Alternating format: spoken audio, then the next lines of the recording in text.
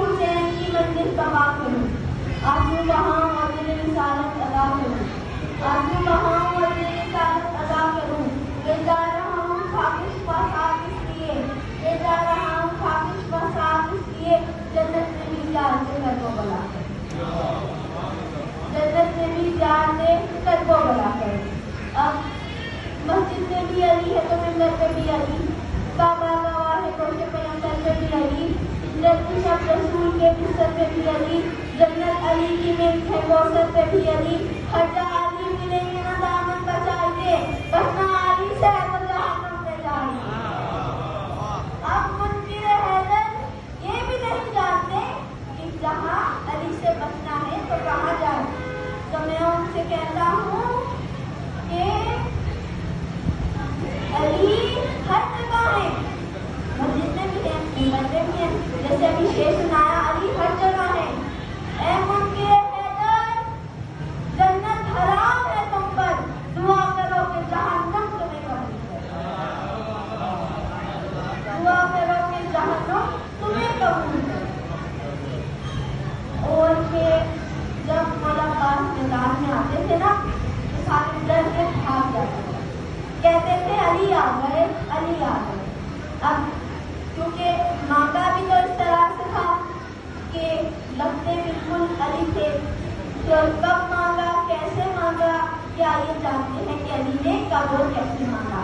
اب تہجد کا وقت آیا، علی نے مصلی بچھایا اور نماز تہجد ادا کی، اور اس کے بعد ہاتھ اٹھائے، کہا اے اللہ مجھے ایک ایسا بیٹا عطا کر جو کربلا میں میری نمائندگی کرے، جو کربلا میں میری نمائندگی کرے۔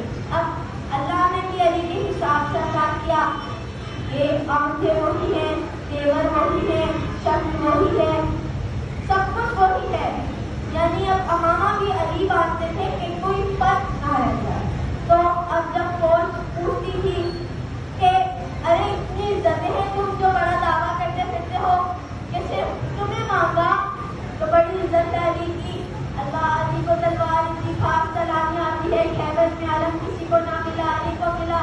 تو مولا عباس کہتے ہیں کہ کچھ نہیں مانگا، تو کہتے ہیں کہ سب تو مانگا ہے، تو مولا عباس کہتے ہیں کہ نہ محبت نہ مودت نہ ملا مانگی ہے، نہ فضائل نہ فضیلت نہ سنا مانگی ہے، نہ کبھی نصرت اسلام کی دولت مانگی، نہ تلوار چلانے کی ادا مانگی ہے، نہ ذرا نہ کرا نہ خیبر میں عالم، نہ آنکھوں کی مصیبت نہ شفا مانگی ہے، نہ یہ شمس کا چہرہ، نہ بلیل کی ظلم، نہ کبھی نصرت اسلام کی دولت مانگی، نہ کبھی غیب کے پردے کی سزا مانگی ہے۔ وہ عمر بھر جس نے نہ مانگا ہم کا سے کچھ بھی، اس نے عباس کے آنے کی دعا مانگی،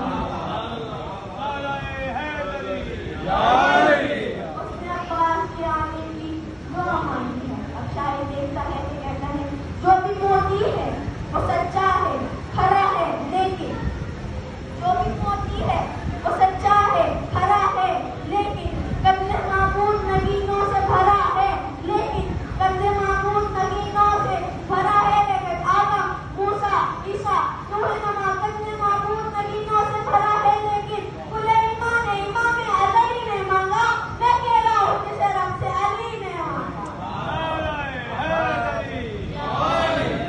میں اکیلا ہوں جسے رب سے علی نے مانگا۔ اب جب جنگ کو جاتے تھے، جیسے صفین بہت بڑی جنگ ہے، صفین مولا عباس کی بہت بڑی جنگ ہے، عباس میدان میں آئے، ایک بار نے شیر پہ نظر ڈالی اور تلوار نکالی، اب علی کا شیر میدان میں اترا، فصلیں پھٹ رہی ہیں، علی کا شیر آگے جاتا گیا، ارے لوگ ایسے بھاگ رہے تھے جیسے شیر کے آنے سے بکریاں بھاگتی، جیسے شیر کے آنے سے بکریاں بھاگتی ہیں۔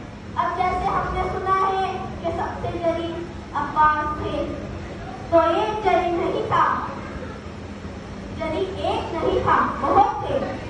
مولا حسن بہت بڑے جری تھے، مولا حسن بہت بڑے جری تھے، امام زین العابدین بہت بڑے جری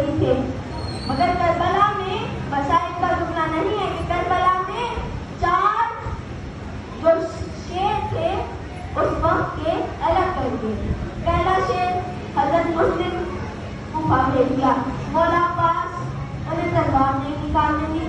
تیسرا مولا سجاد وہ بیمار ہو گئے. اور چوتھے حضرت مولانا محمد کے والد حضرت جعفر عبداللہ تو وہ مدینے چھوڑا ہے. تو سارے ذریعے چھوڑ دیے. تو کربلا اس لیے جب کم ہو جاتی.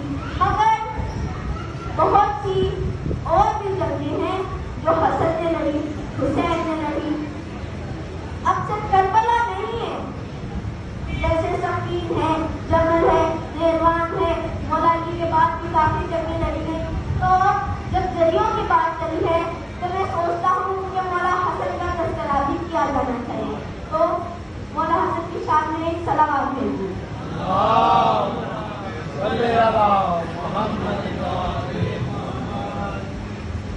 اب کہ جب حسن میدان میں آتے تھے نا, اب جیسے ایک بہت بڑی جنگ ہے, یعنی اب اس کے لیے ہمیں تحقیق کرنی پڑی کہ کون حق پہ تھا.